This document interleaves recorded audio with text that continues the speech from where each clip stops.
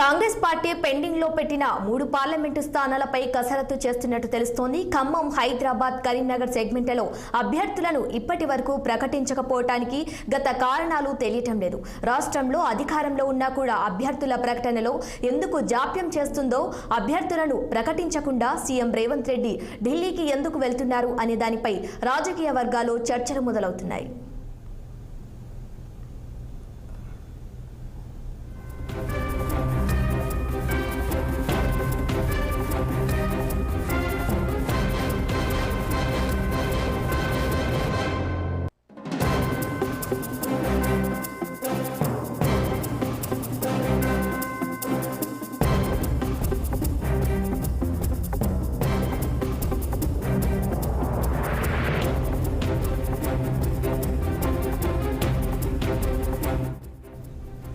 Congress party pending లో పెట్టిన 3 parliament స్థానాలపై కసరత్తు చేస్తున్నట్టు తెలుస్తోంది. ఖమ్మం, హైదరాబాద్, కరీంనగర్ సెగ్మెంట్లలో అభ్యర్థులను ఇప్పటి వరకు ప్రకటించకపోవటానికి గత కారణాలు తెలియటం లేదు. రాష్ట్రంలో అధికారంలో ఉన్నా కూడా అభ్యర్థుల ప్రకటనలో ఎందుకు జాప్యం చేస్తుందో, అభ్యర్థులను ప్రకటించకుండా సీఎం రేవంత్ రెడ్డి ఢిల్లీకి ఎందుకు వెళ్తున్నారు అనే దానిపై రాజకీయ వర్గాల్లో చర్చలు మొదలవుతున్నాయి. ఇక ఇదే అంశానికి సంబంధించి మరిన్ని అప్డేట్స్ మా ప్రతినిధి శ్రీనివాస్ లైవ్ లో అందిస్తారు. శ్రీనివాస్, చెప్పండి. Thank you Sirisha. కాంగ్రెస్ పార్టీకి సంబంధించి పార్లమెంట్ అభ్యర్థుల విషయంలో ఇంకా గందరగోళం నెలకొందని చెప్పాలి. ప్రధానంగా 17 పార్లమెంటు స్థానాలకు కేవలం 14 పార్లమెంటు స్థానాలు ప్రకటించింది. ఇంకా 3 పార్లమెంటు స్థానాలని పెండింగ్లో పెట్టింది. ఈ పార్లమెంటు స్థానాలకు సంబంధించి పదే సమావేశాలు నిర్వహిస్తుంది. అదేవిధంగా అది ప్రదేశ్ ఎన్నికల కమిటీ కావచ్చు, అదేవిధంగా వర్కింగ్ కమిటీ కావచ్చు, సెంట్రల్ ఎలక్షన్ కమిటీ కావచ్చు, పదే సమావేశాలు నిర్వహించినా కూడా అభ్యర్థుల విషయంలో కొలిక్కి రావడానికి తర్జన పడుతుందని చెప్పాలి. ప్రధానంగా ఏదైతే పెండింగ్లో ఉన్న స్థానాలు ఖమ్మం కావచ్చు, అదేవిధంగా కరీంనగర్ కావచ్చు, హైదరాబాద్ స్థానాలు, ఈ స్థానాలకు సంబంధించి ఇప్పటికే సెంట్రల్ ఎలక్షన్ కమిటీ అదేవిధంగా అగ్రనేతలు ఢిల్లీలో సమావేశమై దీనికి సంబంధించి చర్చించినప్పటికి కూడా అభ్యర్థుల ప్రకటన విషయంలో మాత్రం జాప్యం జరుగుతుందని చెప్పాలి.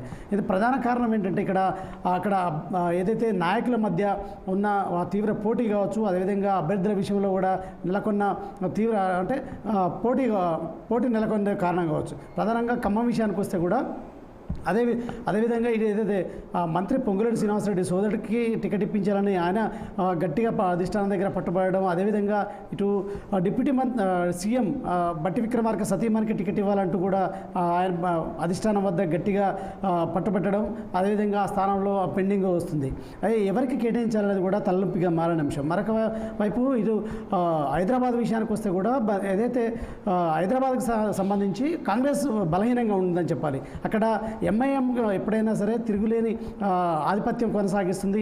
ఎప్పుడైనా ప్రతిసారి ఎన్నికల్లో, పార్లమెంట్ ఎన్నికల్లో కావచ్చు, అసెంబ్లీ ఎన్నికల్లో ఎంఐఎం అభ్యర్థులు గెలవడం, అదేవిధంగా పార్లమెంట్ ఎన్నికల్లో కూడా ఎంఐఎం అసదుద్దీన్ ఓవైసీ గెలవడం వస్తుంది. ఈ నేపథ్యంలో కూడా ఈసారి తెలంగాణలో కాంగ్రెస్ అధికారంలోకి వచ్చిన నేపథ్యంలో కూడా హైదరాబాద్లో పాగా వేయాలని చూస్తున్న నేపథ్యంలో కూడా ఎవరిని దింపాలనేది కూడా ఆలోచిస్తున్నట్టు తెలుస్తుంది. ఈ నేపథ్యంలో కూడా ఈ స్థానాన్ని కూడా పెండింగ్లో పెడుతుంది.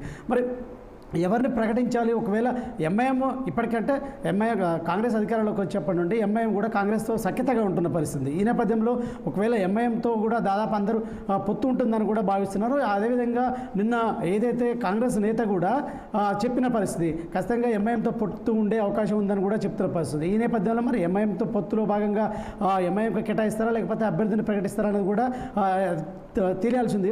ఈ విధంగా కూడా వ్యాఖ్యలు చేశారు ఫిరోజ్ ఖాన్, కాంగ్రెస్ నేత. సో ఆ విధంగా కూడా అది పెండింగ్లో ఉన్న పరిస్థితి. మరొక వైపు ఇటు కరీంనగర్ విషయానికి వస్తే కూడా ఇటు కరీంనగర్లో ఏదైతే ప్రవీణ్ కుమార్ రెడ్డి పేరు వినిపిస్తుంది, అదేవిధంగా ఎలిశాల రాజేంద్రరావు పేరు వినిపిస్తుంది.